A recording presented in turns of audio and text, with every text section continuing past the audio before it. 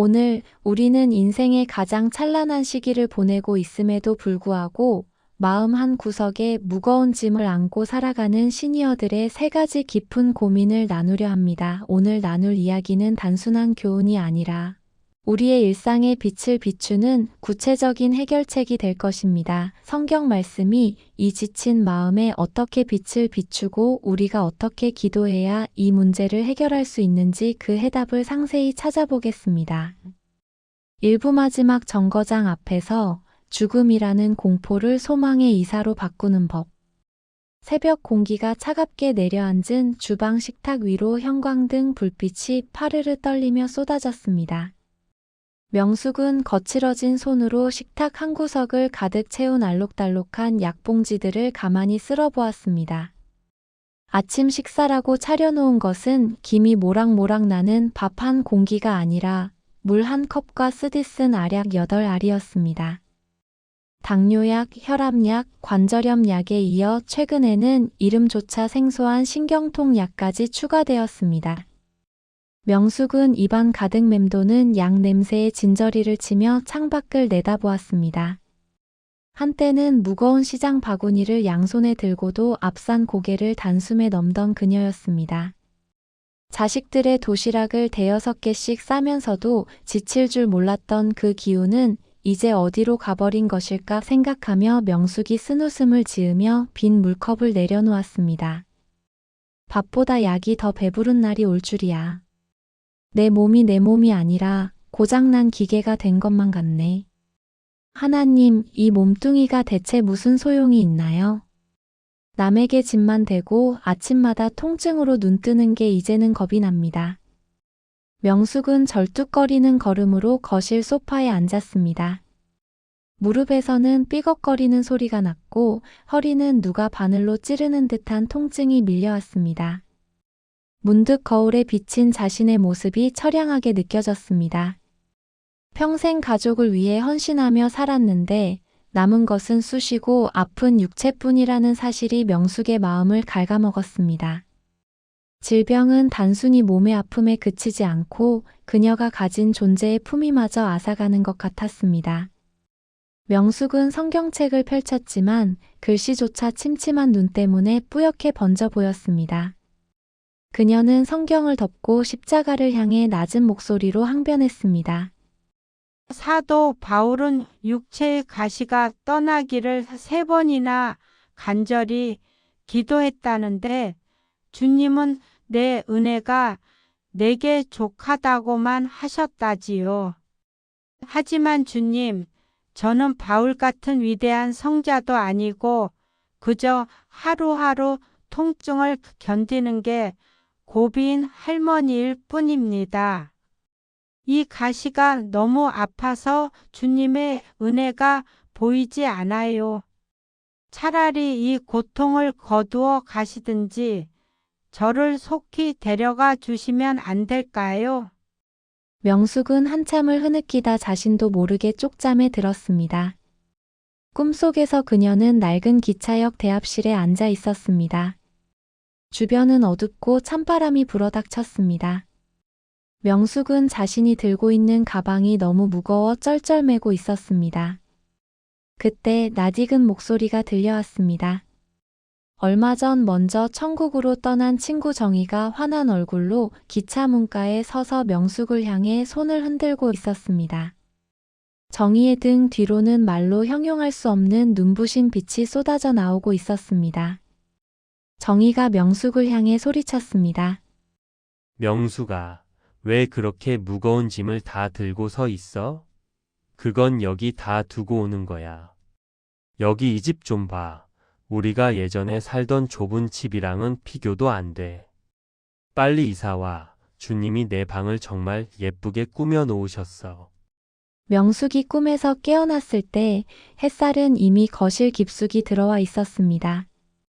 명숙의 눈길이 다시 성경책으로 향했습니다. 이번에는 돋보기를 꼼꼼히 챙겨 쓰고 고린도후서 12장 9절과 10절을 찾아 읽어 내려갔습니다. 나에게 이르시기를 내 은혜가 내게 족하도다. 이는 내 능력이 약한 데서 온전하여 짐이라 하신지라. 그러므로 도리어 크게 기뻐함으로 나의 여러 약한 것들에 대하여 자랑하리니 이는 그리스도의 능력이 내게 머물게 하려 함이라. 명숙은 약한 데서 온전하여짐이라는 구절에서 손을 멈췄습니다. 명숙은 그동안 자신의 약함을 저주로만 여겼습니다. 병든 몸은 하나님께 버림받은 증거이거나 인생의 실패작이라고 생각했습니다. 그러나 바울의 고백은 전혀 달랐습니다. 약함은 그리스도의 능력이 머무는 성소였습니다. 명숙은 자신의 앙상한 손마디를 보았습니다. 비록 굽어지고 아프지만 이 손으로 자식들을 위해 기도했고 이 발로 교회 문턱을 넘나들었습니다. 육체의 가시는 그녀를 교만하지 않게 붙들어주는 은혜의 다지였습니다. 명숙이 눈물을 닦으며 무릎을 꿇으려 애썼습니다. 통증이 몰려왔지만 이번에는 비명이 아니라 찬양이 흘러나왔습니다. 주님, 제가 강했을 때는 제 힘으로 사는 줄 알았습니다. 그런데 약해지고 나니 비로소 주님의 손을 붙잡게 되네요. 약봉지가 늘어갈 때마다 주님 앞에 엎드리는 시간도 늘어났음을 이제야 깨닫습니다. 이 가시가 저를 찌를 때마다 저는 주님께 더 가까이 달려갔었군요. 주님, 이 육체의 가시가 저를 겸손하게 만드는 주님의 사랑의 흔적임을 믿습니다. 명숙은 식탁으로 돌아가 약봉지 하나를 정성스럽게 뜯었습니다. 예전에는 억지로 삼키던 약이었지만 이제는 이 약을 통해 생명을 연장해 주시고 기도할 시간을 허락하신 주님께 감사하는 마음이 들었습니다. 그녀는 약봉지 뒷면에 적힌 자녀들의 이름을 보았습니다. 약을 먹을 때마다 그들의 이름을 부르며 기도하라는 주님의 뜻처럼 느껴졌습니다. 명숙이 거울 속에 자신을 보며 온화하게 웃으며 말을 건넸습니다. 명수가 아픈 몸이 내 전부는 아니야. 내 겉사람은 낡아지나 내 속사람은 날로 새로워지고 있단다. 이 약봉지들은 내가 주님 없이는 단 하루도 살 수 없는 연약한 존재임을 알려주는 겸손의 훈장이야. 그러니 통증 속에서도 주님의 노래를 멈추지 마라. 명숙의 가슴 속에 고린도후서 4장 16절에서 18절 말씀이 폭포수처럼 쏟아졌습니다. 그러므로 우리가 낙심하지 아니하노니 우리의 겉사람은 낡아지나 우리의 속사람은 날로 새로워지도다. 우리가 잠시 받는 환난에 경한 것이 지극히 크고 영원한 영광에 중한 것을 우리에게 이루게 함이니. 명숙은 깨달았습니다. 자신의 육체는 낡아지는 텐트와 같지만 그 안에는 영원한 하늘 저택이 지어지고 있다는 사실을 말입니다.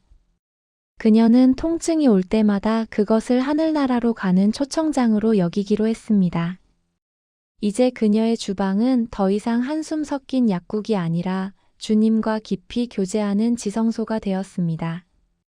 사랑하는 성경 나침반 시청자 여러분, 어느덧 밥보다 약봉지가 더 많아진 삶의 무게 앞에 서 계십니까?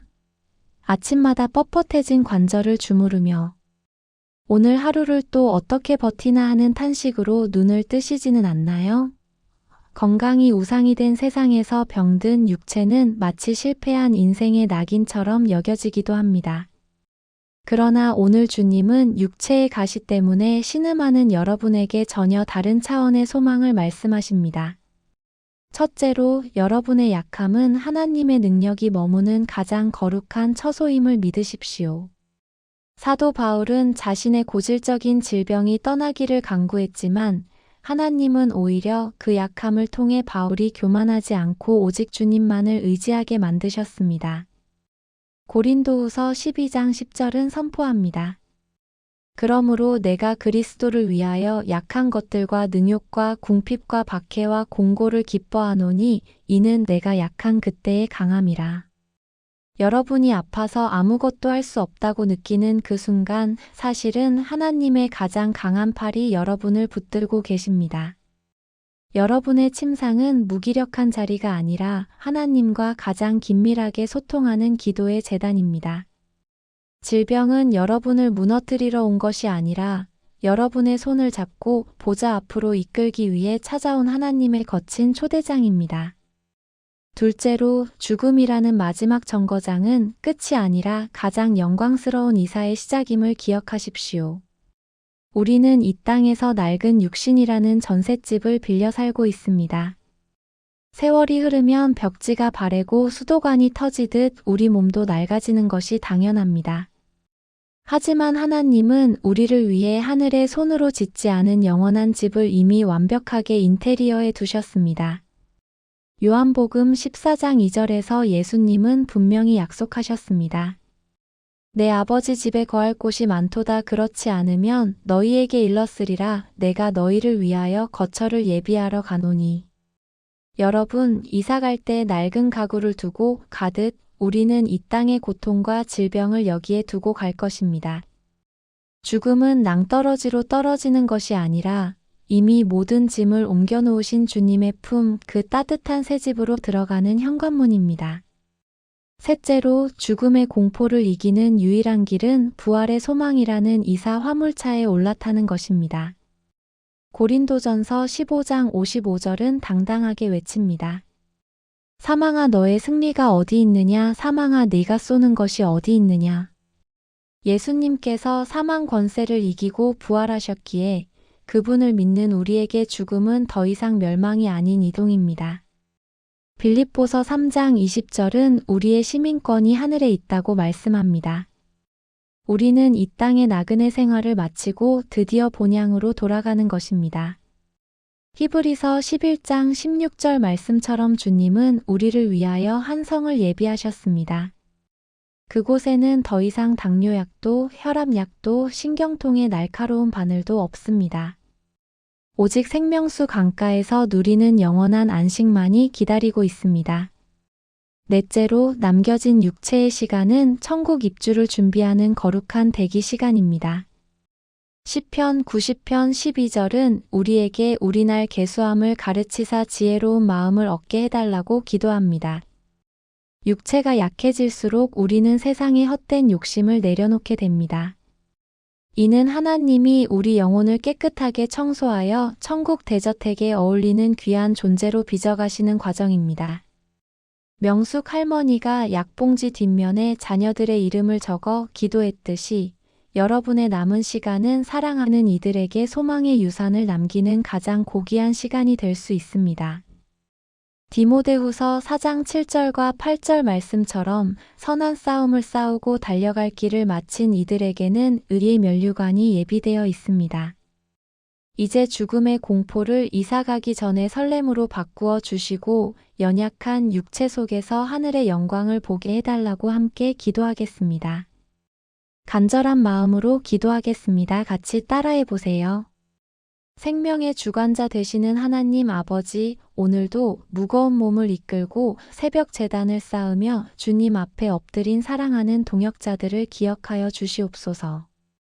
인생의 마지막 정거장이 가까워올수록 밀려드는 어둠과 고독의 공포 앞에서 떠는 저희를 주님의 강한 손으로 붙잡아 주시옵소서. 이 땅의 장막집이 낡아지고 무너지는 것을 보며 절망하는 것이 아니라 주님께서 친히 예비하신 하늘의 영원한 집을 믿음의 눈으로 바라보게 하옵소서. 주님, 죽음은 저희를 삼키는 괴물이 아니라 저희를 주님의 품으로 인도하는 빛의 복도임을 믿습니다. 평생의 짐을 다 내려놓고 눈물과 고통이 없는 그곳으로 이사갈 날을 설렘으로 기다리게 하옵소서. 비록 지금은 이름 모를 약들에 의지하여 하루를 버티지만 이 약함이 오히려 주님의 능력을 온전히 경험하는 통로가 되게 하옵소서.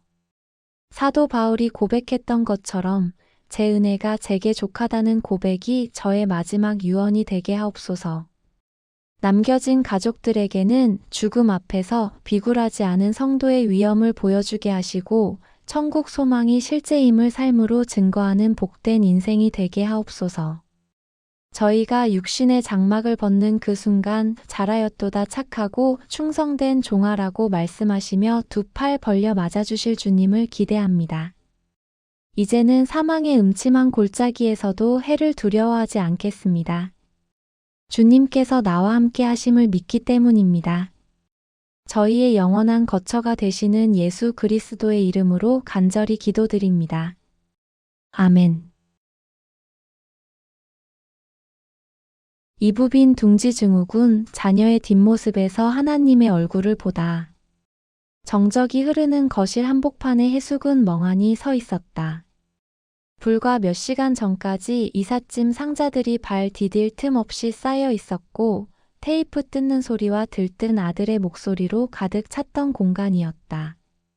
막내 아들 지훈이 대학 졸업 후 첫 직장을 얻어 독립을 선언하고 떠난 뒤 집안은 마치 공기가 모두 빠져나간 풍선처럼 쪼그라들어 있었다. 해숙은 지훈의 방문을 열었다. 침대 위에는 낡은 인형 하나와 먼지 쌓인 전공 서적 몇 권만이 남겨져 있었다. 해숙은 지훈의 냄새가 아직 가시지 않은 베개를 가만히 끌어안으며 침대 가장자리에 주저앉아 텅 빈 허공을 향해 나직이 읊조렸다. 겨우 이 한 칸 남겨두고 가버리는구나. 내 인생의 전부를 쏟아 부었는데 남은 건 이 빈 방뿐이네. 하나님, 이제 저는 무엇을 위해 아침에 눈을 뜨고 무엇을 위해 밥을 지어야 하나요? 아이들의 뒷모습이 제 인생의 마지막 장면인 것만 같아 가슴이 미어집니다. 해숙은 자리에서 일어나 지훈이 어릴 적 키를 재며 선을 그어두었던 문설주 앞에 섰다. 해마다 조금씩 높아지던 그 선들은 해숙에게 훈장과도 같았다. 하지만 이제 그 선은 해숙의 키를 훌쩍 넘어섰고 아이는 더 높은 곳을 향해 날아가 버렸다. 거실로 나온 해숙은 식탁에 놓인 지훈의 빈 컵을 보며 다시금 눈시울이 붉어졌다. 그때 남편 성찬이 퇴근하며 들어오다 해숙의 어깨를 조심스레 감싸쥐며 위로의 말을 건넸다. 여보, 지훈이 잘 도착했다고 문자 왔어. 이제 우리도 우리 인생 살 때가 된 거야. 아이들은 원래 그렇게 멀어지면서 자라는 법이잖아. 너무 상심하지 마. 해숙은 성찬의 손을 뿌리치듯 몸을 돌리며 날 선 목소리로 대답했다. 당신이 뭘 알아요? 내 몸의 일부가 떨어져 나간 것 같은 이 기분을 당신이 어떻게 이해해? 당신은 회사 일로 바빠서 애들 뒷모습 볼 시간도 없었지만 나는 24시간 내내 그 뒷모습만 지키며 살았다고요. 이제 내가 누구인지도 모르겠어. 그냥 버려진 둥지 같아. 해숙은 방으로 들어가 문을 닫았다.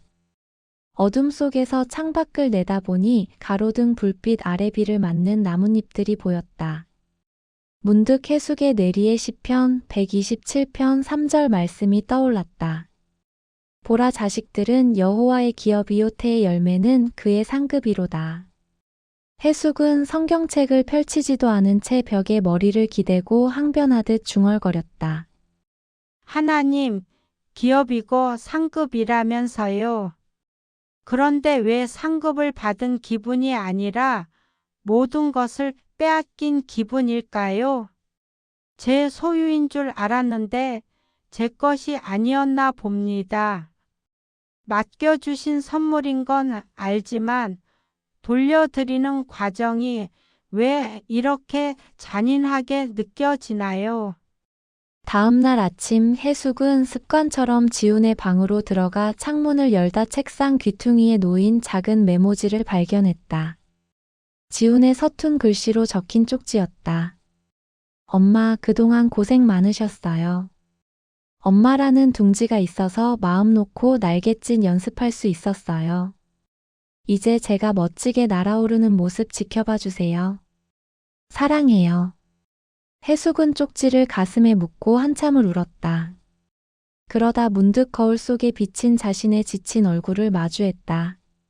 주름진 눈가와 흰 머리카락 사이로 낯선 여자가 서 있었다. 그때 해숙의 마음속에 부드러운 성령의 음성이 들려오는 듯했다.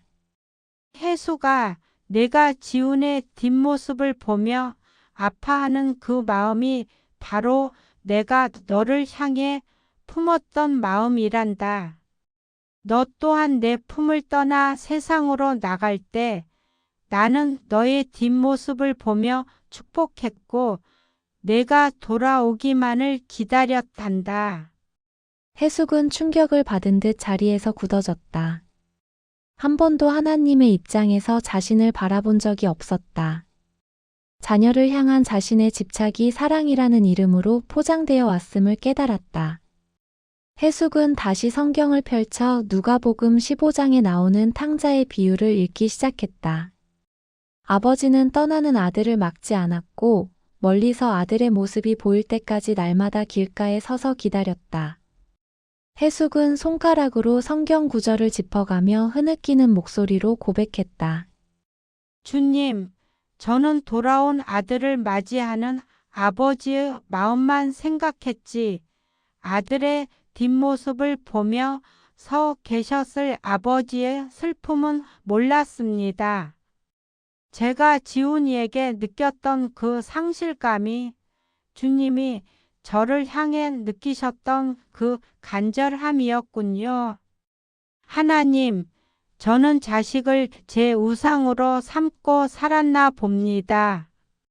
이제야 자식의 뒷모습에서 저를 기다리시는 하나님의 얼굴이 보입니다. 해숙은 며칠 후 교회 근처 작은 카페에서 오랜 친구이자 신앙의 선배인 영순을 만났다. 영순은 이미 세 자녀를 모두 출가시키고 홀가분하게 봉사하며 사는 분이었다. 해숙이 자신의 공허함을 털어놓자 영순은 해숙의 손을 따뜻하게 잡으며 부드러운 눈빛으로 말을 이었다. 해숙 씨, 빈 둥지는 실패의 증거가 아니라 성공의 증거예요. 새가 둥지를 떠나지 못하면 그 새는 죽은 거나 다름없잖아요. 하나님이 우리에게 자녀를 맡기신 건 소유하라는 게 아니라 건강하게 떠나보내기 위해서예요. 이제 해숙 씨는 엄마라는 명함 대신 하나님의 딸이라는 진짜 이름을 찾아야 할 시간이에요. 창세기 2장 24절을 보면 이러므로 남자가 부모를 떠나 그의 아내와 합하여 둘이 한 몸을 이룰지로다 했잖아요. 떠나는 건 하나님의 창조 질서예요. 해숙은 영순의 말을 들으며 고개를 끄덕였다. 집에 돌아온 해숙은 지훈의 방을 청소하기 시작했다. 예전처럼 슬픔에 잠겨하는 청소가 아니었다. 쌓인 먼지를 닦아내며 그 자리를 하나님과 독대하는 기도의 자리로 바꾸기로 결심했다. 해숙은 책상 위에 작은 십자가를 올려두고 무릎을 꿇었다. 그리고 이사야 49장 15절 말씀을 묵상했다. 여인이 어찌 그 젖먹는 자식을 잊겠으며 자기 태에서 난 아들을 긍휼히 여기지 않겠느냐. 그들은 혹시 잊을지라도 나는 너를 잊지 아니할 것이라. 해숙은 하늘을 우러러보며 찬송 섞인 기도를 올렸다. 하나님, 제 자식은 저를 잊고 자신의 삶을 찾아갔지만 주님은 결코 저를 잊지 않으신다는 그 약속이 제 빈 가슴을 채웁니다. 지훈이가 떠난 자리에 주님의 임재를 채워주시옵소서. 이제 자녀의 뒷모습을 바라보며 한숨 짓는 것이 아니라 그 뒷모습을 지키시는 주님의 손길을 신뢰하겠습니다. 제 빈 둥지는 이제 주님이 머무시는 거룩한 성소가 되었습니다. 사랑하는 성경 나침반 시청자 여러분, 자녀의 방문을 열 때마다 훅 끼쳐오는 적막함에 숨이 막히지는 않으십니까? 어릴 적 소꿉장난하던 장난감 하나, 중학교 때 입던 교복 한 벌에도 눈시울이 붉어지는 소위 빈 둥지 증후군을 앓고 계신가요? 평생을 자식 뒷바라지에 바쳤는데 이제 남은 것은 텅 빈 집과 늙어버린 육체뿐이라는 생각에 삶이 무의미하게 느껴질 때가 있습니다. 그러나 오늘 하나님은 그 공허함 속에서 당신의 진짜 얼굴을 대면하라고 부르십니다. 첫째로, 자녀의 독립은 하나님의 창조 원리가 성취되는 축복의 과정임을 인정하십시오. 창세기 2장 24절은 부모를 떠나는 것이 가정을 이루는 첫 단추임을 명확히 합니다. 자녀가 부모의 품을 떠날 수 있다는 것은 그만큼 당신이 자녀를 건강하고 독립적인 인격체로 잘 키워냈다는 훈장과도 같습니다. 빈 둥지는 버려진 곳이 아니라 사명을 완수한 자에게 주어지는 안식의 처소입니다. 슬퍼하기보다 그동안 자녀를 지켜주신 하나님께 감사하며 이제는 자녀의 손을 놓고 하나님의 손에 온전히 맡겨드리는 영적 훈련을 시작하십시오. 둘째로, 자녀의 뒷모습에서 당신을 기다려오신 하나님의 절절한 사랑을 발견하십시오. 우리가 자녀를 떠나보내며 느끼는 그의 끓는 마음은 사실 우리가 하나님을 떠나 방황할 때 하나님이 우리를 바라보며 느끼셨던 바로 그 마음입니다. 누가복음 15장의 아버지는 떠나는 아들의 뒷모습을 원망하지 않았습니다. 대신 그가 돌아올 먼 길을 매일같이 바라보며 사랑을 준비했습니다. 자녀 때문에 가슴이 시리다면 그 시린 자리에 하나님의 사랑을 채워보십시오. 나를 향한 하나님의 짝사랑이 얼마나 지독하고 아름다웠는지를 깨닫는 순간 빈 둥지의 우울함은 하나님과의 깊은 친밀감으로 승화될 것입니다. 셋째로, 빈 둥지는 하나님과 독대하는 가장 거룩한 지성소입니다. 자녀라는 우상이 사라진 자리, 분주함이 거친 그 빈 공간은 비로소 하나님의 음성이 가장 선명하게 들리는 곳입니다. 이사야 43장 1절은 말씀합니다. 너는 두려워하지 말라. 내가 너를 구속하였고 내가 너를 지명하여 불렀나니 너는 내 것이라. 하나님은 이제 누구의 엄마, 누구의 아내가 아닌 당신의 이름을 직접 부르며 교제하기를 원하십니다. 자녀의 빈 방을 기도의 방으로 바꾸십시오. 자녀의 옷가지 대신 성경책을 펼치십시오. 세상의 소음이 사라진 그 정적 속에서 당신을 향한 주님의 세밀한 음성을 듣는 축복을 누리시길 바랍니다. 넷째로, 이제는 육신의 자녀를 넘어 영적 자녀를 품는 영적 어미의 사명을 시작하십시오. 육신의 자녀가 떠났다는 것은 하나님께서 당신에게 더 넓은 사랑의 지평을 허락하셨다는 신호입니다. 주변을 둘러보십시오. 부모의 사랑이 필요한 고아와 같은 영혼들, 영적 기갈에 허덕이는 청년들이 얼마나 많습니까? 디모데후서 2장 1절에서 바울이 디모데를 내 아들이라고 불렀던 것처럼 이제는 당신의 기도와 위로가 필요한 수많은 이들을 영적으로 입양하십시오. 당신의 빈 둥지는 이제 길 잃은 새들이 쉬어가는 소망의 안식처가 되어야 합니다. 이제 자녀를 떠나보낸 상실감을 이기고 하나님의 딸로서 새로운 사명을 살아가게 해달라고 함께 기도하겠습니다. 간절한 마음으로 기도하겠습니다. 같이 따라해 보세요. 인생의 모든 계절을 주관하시는 하나님 아버지, 자녀라는 소중한 기업을 저희에게 맡기셨다가 이제 때가 되어 그들을 세상을 향해 날려보내게 하시니 감사합니다. 아이들이 떠난 빈 방에 앉아 흘리는 저희의 눈물을 주님께서 아십니다. 텅 빈 집안의 고요함이 마치 제 인생의 종말처럼 느껴져 낙심하고 우울해하는 자녀들을 주님의 따뜻한 손으로 안아주시옵소서. 자녀를 향했던 저희의 집착과 소유욕을 회개합니다. 그들이 제 것이 아니라 주님의 것임을 다시 한번 고백합니다. 자녀의 뒷모습을 보며 아파하던 마음이 저를 향한 하나님의 아픈 사랑이었음을 깨닫게 하시니 감사합니다. 주님, 이제 자녀의 빈 방을 기도의 제단으로 삼겠습니다. 누구의 어머니로만 살았던 지난 세월을 뒤로하고 이제는 주님의 거룩한 신부요 딸로서의 정체성을 회복하게 하옵소서. 자녀가 떠난 빈자리에 주님의 충만한 임재를 채워주셔서 공허함 대신 평안을, 상실감 대신 사명을 발견하게 하옵소서. 떠난 자녀들이 세상의 파도 속에서도 주님의 전신갑주를 입고 승리하게 하시며 부모의 기도가 그들의 삶을 지키는 가장 견고한 방패가 되게 하옵소서.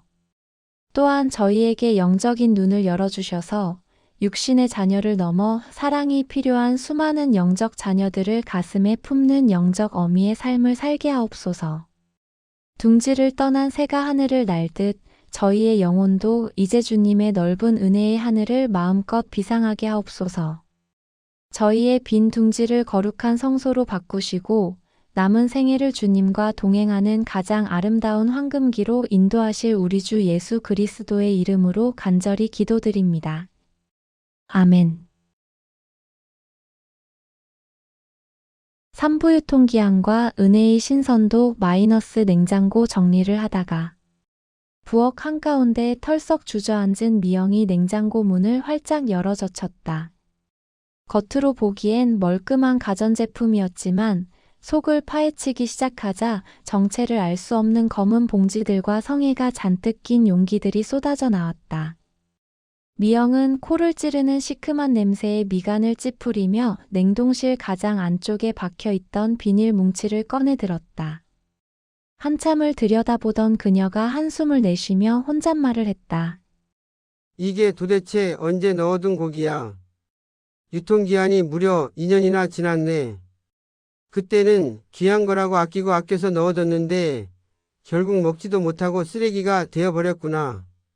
아끼다 똥 된다는 말이 딱 내 꼴이야. 미영은 유통기한이 지난 소스병들을 하나둘 싱크대에 쏟아부었다. 찐득하게 굳어버린 액체들은 좀처럼 병 밖으로 나오려 하지 않았다.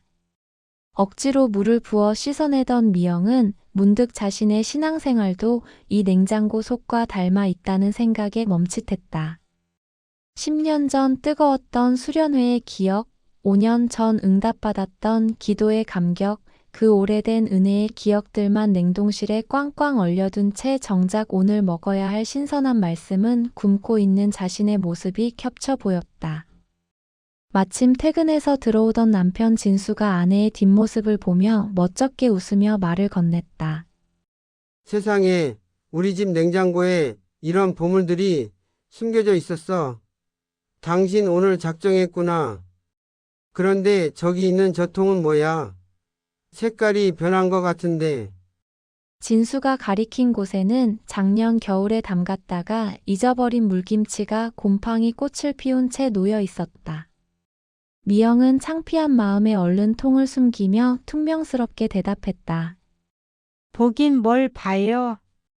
당신이 하나도 안 도와주니까 이렇게 쌓인 거 아니에요. 나도 잊고 싶어서 잊은 게 아니라니까요.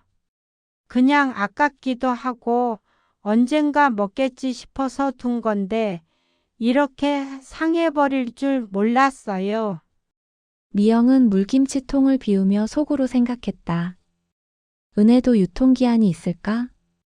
하나님의 말씀은 영원하다고 배웠는데 왜 내 마음속 은혜는 자꾸만 쉬어버리고 곰팡이가 피는 걸까? 그때 미영의 머릿속에 출애굽기 여정 속 이스라엘 백성들이 먹었던 만나가 떠올랐다. 매일 아침 새롭게 내려주셨던 만나, 욕심내어 다음 날까지 남겨두면 벌레가 생기고 냄새가 났던 그 신비로운 양식 말이다. 미영은 젖은 손을 앞치마에 닦으며 성경책을 찾아 식탁에 앉았다. 출애굽기 16장 19절과 20절을 소리내어 읽어내려갔다. 모세가 그들에게 이르기를 아무든지 아침까지 그것을 남겨두지 말라 하였으나 그들이 모세에게 순종하지 아니하고 덜어는 아침까지 두었더니 벌레가 생기고 냄새가 난지라 모세가 그들에게 노하니라. 미영은 무릎을 탁 치며 탄식하듯 말을 뱉었다.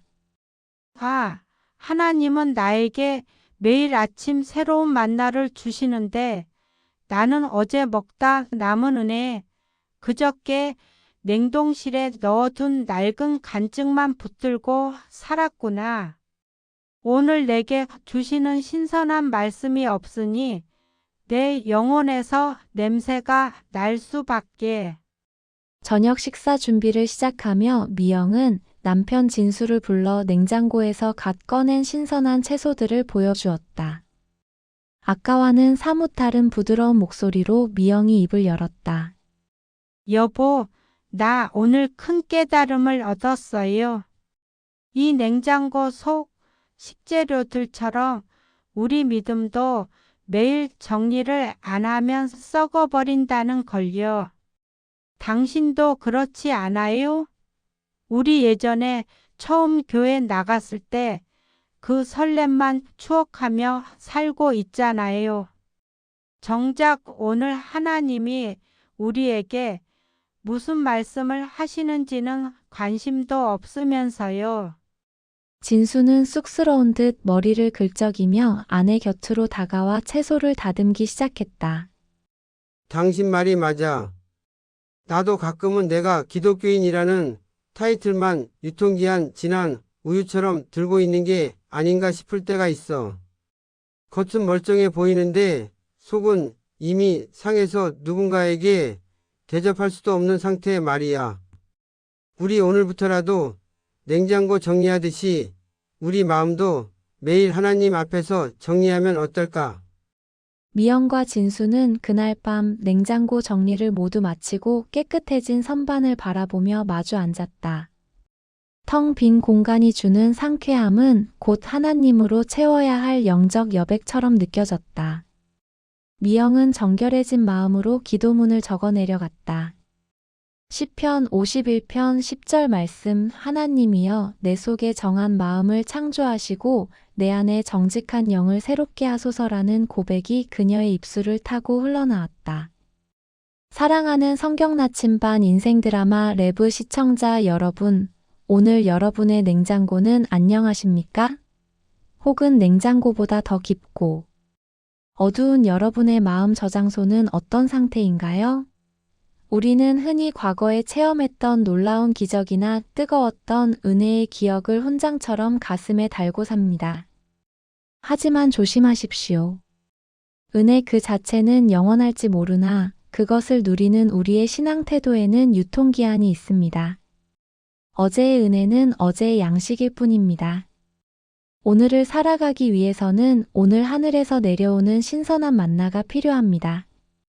첫째로 과거의 은혜에 안주하는 신앙의 매너리즘을 경계하십시오. 많은 성도가 내가 왕년에는 기도를 얼마나 많이 했는데 내가 예전에는 이런 직분도 맡았었는데 라며 과거형 신앙에 머물러 있습니다. 이는 유통기한이 한참 지난 통조림을 따서 먹으려는 것과 같습니다. 예레미야 애가 3장 22절과 23절은 말씀합니다. 여호와의 인자와 긍휼이 무궁하심으로 우리가 진멸되지 아니함이니이다. 이것들이 아침마다 새로우니 주의 성실하심이 크시도소이다. 하나님의 은혜는 아침마다 새로운 것입니다. 냉장고 구석에 박혀있는 낡은 은혜를 꺼내 자랑하기보다 오늘 새벽 당신의 머리맡에 내려앉은 신선한 주의 음성에 귀를 기울이십시오. 신앙은 박물관의 전시품이 아니라 매일 자라나는 생명체여야 합니다. 둘째로 쌓아두는 탐욕을 버리고 매일의 공급하심을 신뢰하십시오. 이스라엘 백성들이 만나를 남겨두었던 이유는 내일은 안 주시면 어떡하지? 라는 불신과 불안 때문이었습니다. 우리는 은혜를 축적해서 내 미래의 안전장치로 삼으려 합니다. 그러나 하나님은 우리가 매일 주님을 바라보며 일용할 양식을 주옵시고라고 기도하기를 원하십니다. 은혜를 저축하려 하지 마십시오. 은혜는 저축하는 것이 아니라 유통하는 것입니다. 오늘 받은 은혜를 오늘 다 사용하고 오늘 만난 사람들에게 나누어 주십시오. 비워진 그 자리에 하나님은 내일 아침 더 신선하고 풍성한 은혜를 채워주실 것입니다.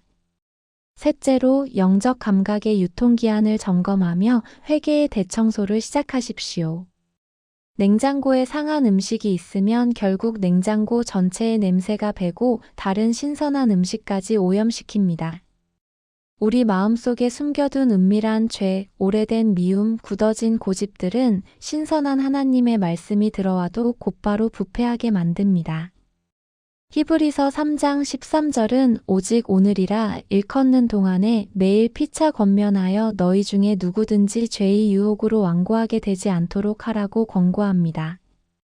오늘이라는 시간을 놓치지 마십시오.